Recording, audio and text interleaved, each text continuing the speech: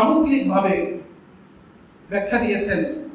মুসলিম শরীফের 55 নম্বর হাদিস, عن تميم الداري رضي الله تعالى عنه أن النبي صلى الله عليه وسلم قال الدين النصيحة।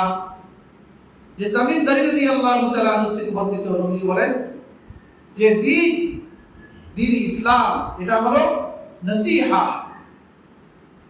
মঙ্গল কামনা করা, হিত কামনা করা। তো সাহাবায়ে কেরাম রাসূল করিম সাল্লাল্লাহু আলাইহি ওয়াসাল্লাম থেকে ব্যাখ্যা জানতে চাইলেন। কুননা লিমান, তারা বলেন যে আমরা বললাম ইয়া রাসূলুল্লাহ লিমান, আমরা কার জন্য মঙ্গল কামনা করব? নবী বলেন ক্বাল লিল্লাহি ওয়া লিকিতাবিহি ওয়া লিরাসূলিহি ওয়া লিআইম্মাতিল মুসলিমিনা ওয়া আম্মাতিহিম। যে মঙ্গল কামনা করবে এক নম্বরে আল্লাহ তাআলা। আল্লাহ তাআলার মঙ্গল কামনা করা মানে যে আল্লাহ তাআলার যে সমস্ত আহকাম বিধান আছে এগুলো পরিপূর্ণভাবে মেনে চলা। ওয়া লিরাসূলিহি, এবং রাসূলের মঙ্গল কামনা মানে রাসূলের অনুসরণের মাধ্যমে নিজের মঙ্গল কামনা করা, আল্লাহর আনুগত্যের মাধ্যমে নিজের মঙ্গল কামনা করা। ওয়া লিআইম্মাতিল মুসলিমিন, এবং মুসলমানদের যারা শাসক এই শাসকদের মঙ্গল কামনা করা তথা তাদেরকে সুপরামর্শ দেওয়া। তারা তো এক জায়গায় বসে থাকে, তারা সবকিছু জানে না, তাদের সবকিছু খবর থাকে না যে তাদের হয়ে দেশে সুশৃঙ্খল কিভাবে বজায় থাকে, শৃঙ্খলা কিভাবে ঠিক থাকে, এই সব কিছু বিষয় করে সরকারের সহযোগী হবে।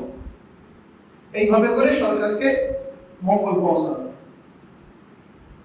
এখন সরকার প্রধান যদি আমাদের কথা না শুনে, আমাদের পরামর্শ না শুনে, সে যদি নিজেই যেটা বোঝে সেটাই করে, তাহলে এই সরকার নিজের গদিকেও ঠিক রাখতে পারবে না, আর আল্লাহ তাআলার কাছে ধরা আছে। সে যদি মনে করে যে না আমার তো ফৌজ আছে, আমার তো বাহিনী আছে, যে এটা একসময় পর্যন্ত চলতে পারে। এর বিভিন্ন নজির দৃষ্টান্ত বিভিন্ন দেশে অতিবাহিত হয়েছে।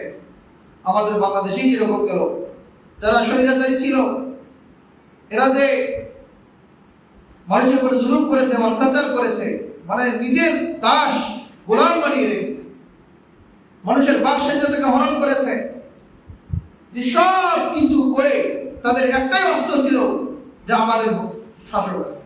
আর এরকম ভাবে মানুষকে, এই যে মোহাম্মদ আজ তাকে গ্রেফতার করা হলো, সে মানুষকে বলতো যে আপনাদের কোনো চিন্তা নাই। তো তাদের দলের লোকদেরকে বলতো আপনাদের কোনো টেনশন নাই, কোনো চিন্তার কারণ নাই, আমাদের পুলিশ আছে, আমাদের আর্মি আছে, আমাদের বিডিআর আছে, আমাদের কত রকমের বাহিনী আছে। আর্মির কথা বলছে আমাদের আর্মিও আছে। মানে এরা তো আমাদের সবচেয়ে বড় শক্তিশালী, তারা দেশ রক্ষা করে, এরা নামলে দেশে ঠিক কাবু হয়ে যায়। মানে আমাদের সব আছে, কিন্তু সব থাকার পরেও তারা নিজের স্থানটাকে রাখতে পারে না। কারণ আল্লাহ তাআলা কারো প্রতি যদি অসন্তুষ্ট হন, তখন আল্লাহ তাআলা কাউকে যখন অপদস্থ করতে যাবেন, সে যে কোনো স্থানে থাকুক তাকে অপদস্থ করবে। এজন্য যে যে স্থানে থাকুক, সে যদি তার রবকে সন্তুষ্ট করে চলে, তাহলে সারা দুনিয়ার মানুষ যদি তার বিপক্ষে যায় কোনো সমস্যা নেই। সারা জাহাঁ নারাজ হো পরওয়ানা চাহিয়ে। সারা দুনিয়ার মানুষ যদি অসন্তুষ্ট হয়ে যায় আর আল্লাহ তাআলা যদি আমার প্রতি সন্তুষ্ট থাকে, কোনো সমস্যা আছে?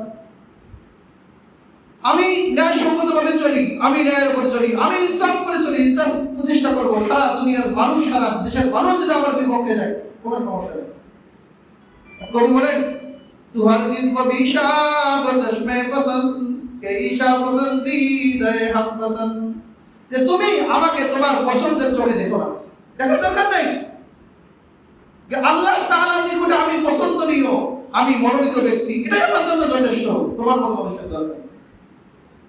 আর যদি আল্লাহ তাআলা কারো উপরে অসন্তুষ্ট হন, সারা দুনিয়ার মানুষ সন্তুষ্ট থেকে কোনো কাজ হবে, রক্ষা করতে পারে না, নিজের অবস্থানটা ঠিক রাখতে পারে। তো ঠিক বাশার আল আসাদের অবস্থাটাই হয়েছে। তো আরো এরকম বহুত নজির দৃষ্টান্ত গেছে যে আল্লাহ তাআলাকে সন্তুষ্ট করে যারা বান্দাকে খুশি করতে চায়, মানুষকে খুশি করতে চায়, খুশি করে নিজের অবস্থানকে, নিজের গদিকে ঠিক রাখতে চায়, আল্লাহ তাআলা এমন এক পরিস্থিতি করে দিবে যে সমস্ত মানুষকে খুশি করার জন্য সেই সমস্ত কাজ করেছে, ওই মানুষকে তাদেরকে শত্রু বানায় দেবে, দুশমন বানায় দেবে। এটা লজিক? এটা সকল শাসকদেরকে এটা দৃষ্টান্ত হিসেবে নিতে হবে এবং শিক্ষা হিসেবে গ্রহণ